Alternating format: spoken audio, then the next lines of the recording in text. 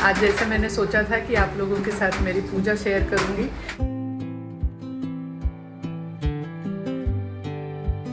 आज बोले बाबा मेरी परीक्षा ही ले लें। हेलो एवरीवन, कैसे हैं आप सब। आई होप मेरे सभी फ्रेंड्स बहुत अच्छे होंगे। मैं भी बहुत अच्छी हूँ। स्वागत है आपका नए वीडियो में। तो वीडियो वहीं से स्टार्ट कर रही हूँ जहाँ पे मैंने लास्ट वीडियो एंड किया था। मतलब ये संडे का 3 बजे का टाइम है। संडे का जो भी मेरा मॉर्निंग का मैंने जो भी किया था मैंने आप लोगों के साथ शेयर किया था लास्ट वीडियो में। तो यहाँ पे मतलब डिनर लंच करने के बाद थोड़ा सा मैंने रेस्ट किया था। उसके बाद आज जैसे संडे था, मेरा जो बच्चे आते हैं शाम को ट्यूशन के लिए, तो छुट्टी थी। तो मैंने सोचा आज ना हॉल की थोड़ी सी सफाई कर लूँ, क्योंकि कल से सावन भी लगने वाला है और 15 दिन से हम थे भी नहीं, तो घर भी बंद था। तो मतलब बेटे को हॉस्टल में छोड़ने जाने से पहले मैंने दोनों बेडरूम और किचन को साफ कर लिया था, लेकिन हॉल मेरा रह भी गया था। तो मैंने सोचा था कि आने के बाद सफाई कर लूंगी, और जैसे सावन है तो थोड़ा बहुत ना हॉल में चेंजेस भी कर देती हूँ तो अच्छा भी लगता है।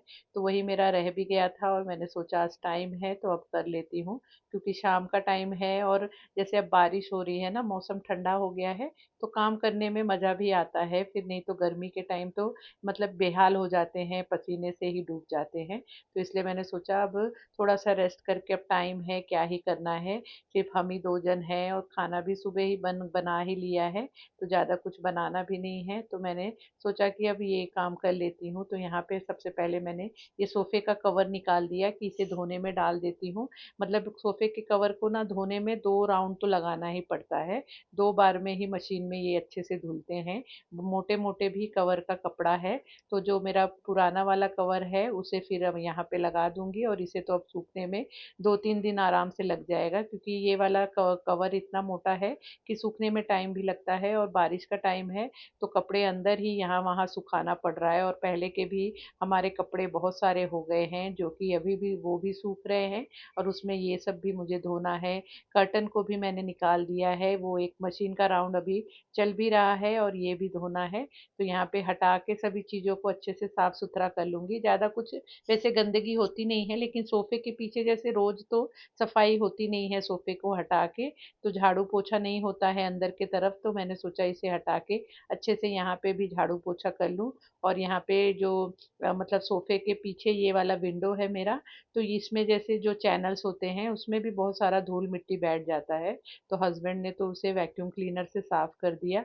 तो मैंने सोचा कि थोड़ा सा मैं चेक कर लेती हूँ, उन्होंने बोला चेक कर ले, अगर कुछ थोड़ा बहुत रह गया हो तो बता दे। तो मैंने सोचा मैं ही साफ कर लूँ। तो यहाँ पे थोड़ी बहुत सी धूल रह गई थी, तो वही मैं यहाँ पे साफ कर रही हूँ।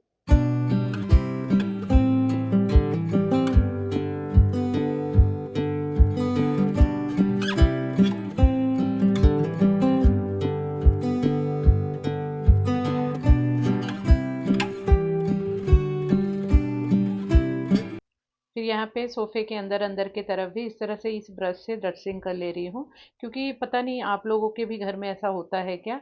जितना चीज़ों को साफ-सुथरा करते रहो, उतना ही मतलब गंदगी जैसे बैठ जाती है। कितने लोग होते हैं, साल में 1 बार दिवाली के टाइम ही साफ-सफाई करते हैं, तो मुझे समझ में नहीं आता कि उनके घर में फिर कितनी गंदगी होती होगी, जो कि मैं तो रेगुलर में ही साफ-सफाई करती रहती हूँ। और यहाँ पे देखिए सोफ़ा हटाने के बाद यहाँ पे कितनी सारी धूल-मिट्टी दिख रही है। ये सिर्फ 1 महीने का ही मतलब यहाँ पे ये धूल आपको मैं दिखा रही हूँ। वैसे मैं यहाँ पे 1 महीने में 1 बार तो हॉल में सोफ़े को हटा के यहाँ पे अच्छे से डस्टिंग करती हूँ, लेकिन 1 महीने में ही ऐसा वाला हाल हो जाता है। और यहाँ पे मेरी आदत है ना, जैसे अब मेरी झाड़ू पोछा वाली तो आना बंद कर दी है, जो मेरी हाउस हेल्पर थी, तो मैं ही इस तरह से अब सफाई करती हूँ। तो मुझे ना झाड़ू लगाने में पता नहीं क्यों इतना ना जान पे आता है। तो मैं ना इस तरह से, और एक तो ये ना बारिश की वजह से पूरा जैसे चिपक जैसा गया है जो भी धूल मिट्टी यहाँ पे है, तो मैंने सोचा झाड़ू लगाऊंगी तो वो कुछ बहुत अच्छे से साफ नहीं होगा। तो यहाँ पे मैं कपड़ा लेके और लिक्विड डाल के पानी में और इसी तरह से पोंछ ले रही हूँ, तो अच्छे से साफ भी हो जाएगा। मतलब 2 काम एक साथ ही हो जाएगा।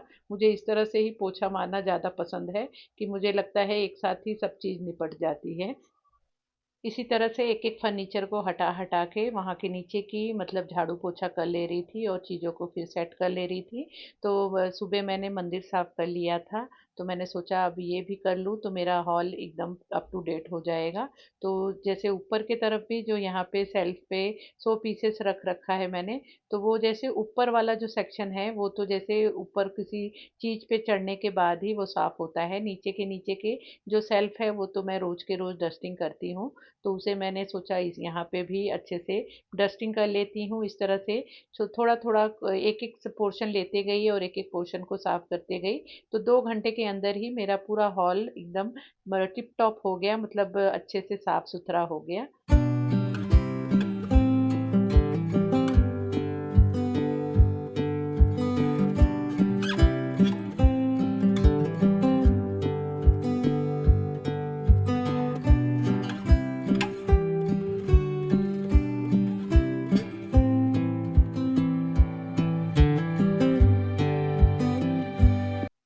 पूरे हॉल का अच्छे से सफाई कर लेने के बाद फिर मैंने मतलब पूरे घर में ही फिर से मैंने पोछा लगा लिया, क्योंकि एक कमरे को साफ करने जाओ तो थोड़ा बहुत यहाँ वहाँ पैर से तो गंदगी हो ही जाती है। तो पूरे घर में फिर से मैंने पोछा लगा लिया। उसके बाद फिर मैंने कर्टन लगा दिए और फिर ये सोफ़ा कवर लगाना था, तो मैं फिर थक भी गई थी तो मैंने हस्बैंड को बोला कि आप आके ये कवर लगा दो और मैं पिलो में कवर चढ़ा देती हूँ। इस तरह से 2 से 4 हाथ जब हो जाते हैं ना तो थोड़ा सा काम आसान हो जाता है और जल्दी हो जाता है और हमें भी फिर रेस्ट मिल जाता है। तो हस्बैंड की भी छुट्टी थी तो उन्होंने बोला कि मैं करा देता हूँ। तो इस तरह से दोनों मिलके पिलो कवर में हमने मतलब सोफ़े के कवर को पूरा सेट कर दिया। और इस तरह से ना सोफ़े का जो मेरा कवर है ये वाला तो मेरे सोफ़े के साथ ही उसके मैचिंग का ही ये कवर मिला था। और बाद में मैंने जो इसके पहले मैंने कवर निकाला वो मैंने बाद में 2 साल पहले मैंने उसे सिलाया था। तो इस तरह से ना 6 महीने ये वाला कवर, 6 महीने वो वाला कवर लगा देती हूँ। तो जैसे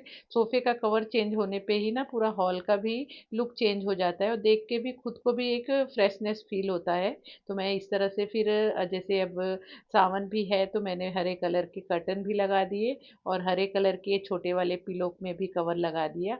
और ये जो हमारा एंट्रेंस वाला हॉल और किचन और बेडरूम में जाने वाला जो एंट्रेंस है वहाँ पे भी मैं वैसे कर्टन लगाती थी, लेकिन अब मैंने वहाँ पे नहीं लगाया। वहाँ पे मेन मेरा लगाने का मकसद यही रहता था कि मेरा बेटा जैसे वो कमरे में से कभी बाहर आता था और बच्चे पढ़ते रहते थे तो उसे थोड़ी सी शर्म आती थी, तो वो बोलता था मम्मी कर्टन लगा के रखो। तो अभी जैसे वो यहाँ है नहीं तो मैंने वहाँ का कर्टन निकाल ही दिया है और अभी फ़िलहाल नहीं लगाया है। तो इस तरह से देखिए पूरा मेरा हॉल अच्छे से साफ़ सुथरा भी हो गया और अच्छे से मैंने यहाँ पे सभी चीज़ों को सेट करके सजा दिया। थोड़ा सा ही चेंजेस करने के बाद कितना अच्छा कमरा फ्रेश लगने लगता है। मुझे तो बहुत ज़्यादा इस तरह से करने के बाद पसंद आता है और माइंड को एक अलग सेटिस्फेक्शन मिलता है। इतना करने में 5 साढ़े 5 बज गया था। उसके बाद मैं फ्रेश हुई, थोड़ा-सा हाथ मुँह धो के रेस्ट की और चाय बना के पिए। उसके बाद मैं चली गई थी हस्बैंड के साथ। कल सावन का पहला सोमवार था तो मुझे पूजा का भी सामान लाना था, तो वो लाने हम चले गए थे। उसके बाद रात ही हो गई थी, फिर मैंने कुछ ज़्यादा शूट नहीं किया। उसके बाद मिल रही हूँ आपसे नेक्स्ट डे मॉर्निंग।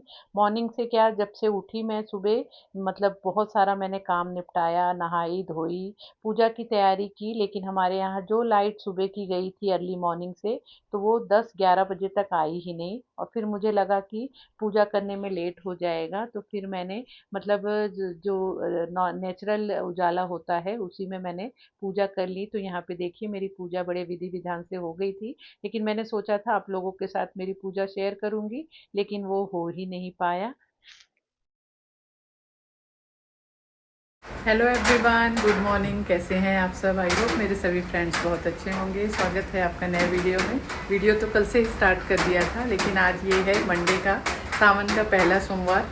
आज जैसे मैंने सोचा था कि आप लोगों के साथ मेरी पूजा शेयर करूंगी, लेकिन हमारे यहाँ सुबह से लाइट नहीं है, तो जिसकी वजह से मैं फिर बहुत देर तक वेट की और मैंने फिर पूजा कर लिया था। पूजा की मैंने वीडियो काफ़ी बार आप लोगों के साथ शेयर की है, इसलिए फिर मैंने सोचा कि पूजा कर लेती हूँ। और आज मैंने ये वाली साड़ी पहनी है। लाइट आ जाएगी ना फिर आपको दिखाती हूँ। वैसे तो आज हरी साड़ी पहननी चाहिए, लेकिन मेरा दिल था कि ये वाली साड़ी पहनूँ, तो इसलिए मैंने ये वाली साड़ी पहनी है और चूड़ियाँ पहन ली हैं, मेहंदी लगाई है। तो जैसे सावन में श्रृंगार करते हैं तो उस तरह से थोड़ा सा श्रृंगार कर लिया। वैसे लाइट नहीं है तो अंधेरे में ही जितना हो सका उतना मैंने मतलब तैयार हो गई थी। तो लाइट आने के बाद आप लोगों को दिखाती हूँ। उसके बाद नाश्ते में मैंने कुछ बनाया नहीं था। कल संडे के दिन जो मैं मेथी के पराठे थेपला बनाई थी, वही मैंने ज़्यादा ही बना लिया था। थोड़ा-सा जब वो बासी हो जाता है ना, तो उसे गरम करके चाय के साथ खाने पे बड़ा टेस्टी लगता है। तो वैसे मेरा सावन के सोमवार में व्रत नहीं रहता है, सिर्फ़ मैं पूजा ही करती हूँ। तो पूजा हो जाने के बाद फिर मुझे भूख लग गई थी, तो चाय बनाया था और ये वाला थेपले को गरम किया और बैठ के फिर मैंने नाश्ता किया। हस्बैंड ने बोला मैं थोड़ी देर से नाश्ता करूँगा, तो इसलिए फिर मैं बैठ के नाश्ता कर ली। और हमारे यहाँ लाइट तो मतलब बारिश इतनी हो रही थी ना कि लाइट 12 बजे आई। 12 बजे तक ऐसे ही अंधेरे में फिर मैंने मतलब सोचा कि अब मतलब उजाला तो था, लेकिन जैसे वीडियो बनाने के हिसाब से थोड़ा सा लाइट कम लगता है, तो फिर मैंने ज़्यादा कुछ शूट नहीं किया। और फिर मैं अपना जो भी लंच बनाना था वो सब बना ली। जो और थोड़े बहुत काम थे वो मैंने कर लिया।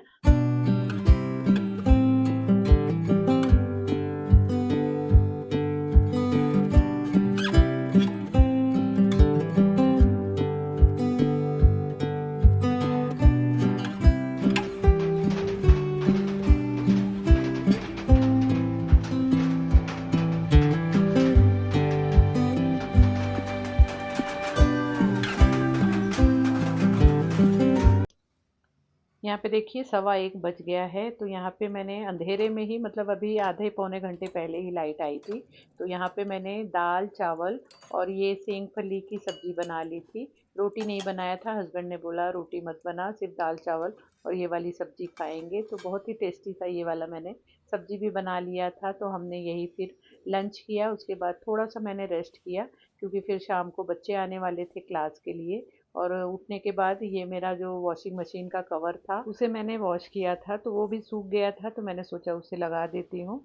तो ये सब लगाया वगाया, उसके बाद फिर बच्चे आ गए, उनका मैंने क्लास लिया। बच्चे जैसे ही क्लास से मतलब गए 5:30 पौने 6 बजे वो चले गए थे। उनके जाने के तुरंत 10 मिनट बाद ही लाइट चली गई फिर से।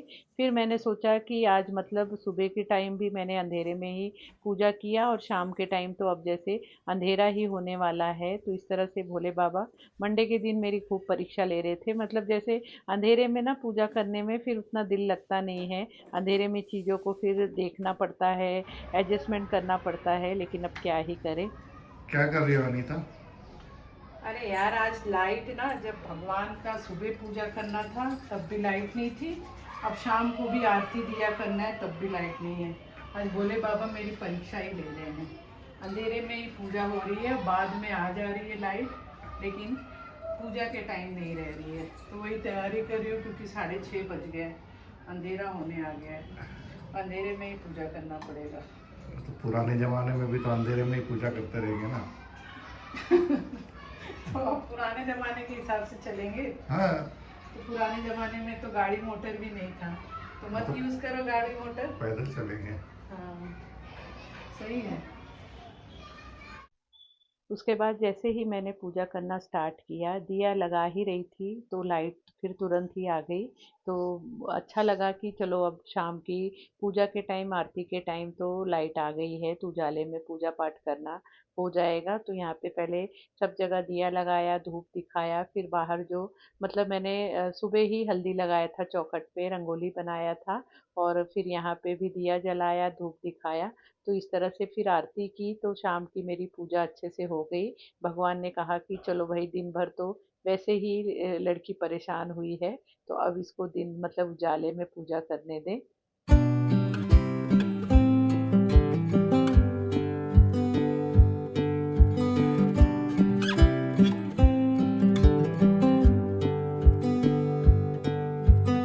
फाइनली अभी लाइट आने के बाद मतलब पूजा तो मैंने शुरू कर दिया था, फिर आरती के पहले ही लाइट आ गई, तो मैंने आरती लाइट में किया है। नहीं तो सुबह भी मेरी पूजा ऐसे ही हुई और अभी भी वैसे ही होने वाली थी, लेकिन अभी भोले बाबा ने कृपा कर दी।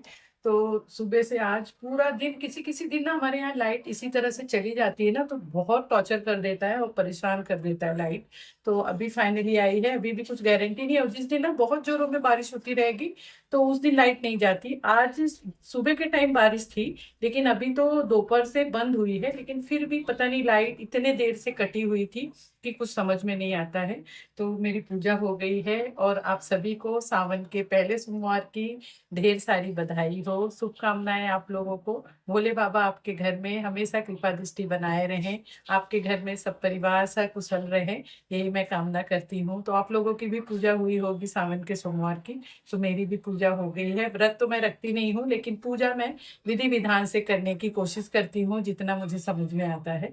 और आज मैंने ये वाली साड़ी ही सुबह से पहनी है, काफी कंफर्टेबल है। जैसे अब सावन है तो हरे कलर की साड़ी पहननी चाहिए थी वैसे तो, लेकिन मुझे दिल था कि मैं ये वाली साड़ी पहनूं। इस साड़ी के लिए मैं बहुत ज्यादा एक्साइटेड थी। तो ब्लाउज भी फाइनली मैंने इस बार ना खुद नहीं सिला है, बाहर से मैंने सिलाया। मुझे जो टेलर मिल गई है वो भी अच्छी मिली, क्योंकि एक टाइम में ही समझ में आ जाता है कि ब्लाउज कैसा बना है। तो बहुत परफेक्ट उन्होंने ब्लाउज बना के दे दिया है। तो कल ही मैंने लाया और आज फिर पहन लिया। तो कैसा लग रहा है आप बताना। मैं इसका फुल लुक आपको ना साड़ी का दिखाती हूँ। देखिए इस तरह से साड़ी है, काफी सुंदर सी है साड़ी। ब्लाउज इस तरह से, पीछे से मैंने इस तरह से पैक वाला नेक बनवाया है, और आगे से नॉर्मल वी, थोड़ा सा वी शेप में बनवाया है। स्लीव्स इस तरह से बनवाया है। इस तरह से पूरे साड़ी का लुक आ रहा है। आप लोग बताना कैसी लग रही है साड़ी।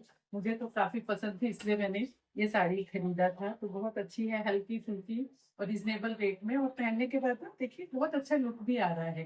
तो मुझे तो काफी पसंद आया। आपको कैसा लगा आप कमेंट करके जरूर। मैंने इस तरह से लाल और हरी मिक्स में चूड़ियां पहन ली है। और हाथ में, जैसे एक हाथ में तो मैंने सिंपल सी मेहंदी लगा ली, क्योंकि मुझे मेहंदी लगाना बहुत परफेक्ट नहीं आता है। और एक हाथ में हस्बैंड को बोल रही थी लगा दो, तो वो कुछ तो करने लगे, तो मैंने बोला रहने दो। तो इस तरह से एक हाथ में मेहंदी भी लगा लिया, शुभ कर लिया। मतलब जो सावन में शुभ करना होता है वो मेन हो गया, और तो चलता रहेगा।